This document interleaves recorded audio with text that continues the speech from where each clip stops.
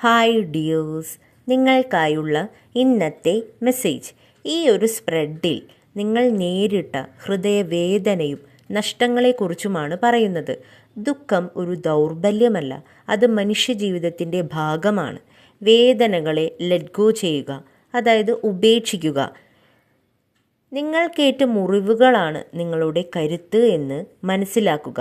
അത് ഒരിക്കലും തോൽവിയുടെ അടയാളമല്ല.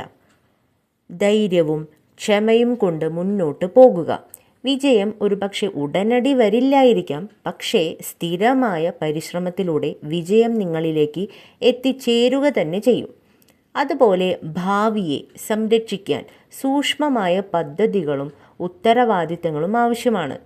നിങ്ങൾക്ക് മുന്നിലുള്ള കാലഘട്ടത്തിലേക്ക് നിങ്ങളുടെ സത്യവും പലതും വേർതിരിച്ചറിയാനുള്ള നിങ്ങളുടെ കഴിവും നിങ്ങൾക്ക് വഴികാട്ടിയാകും.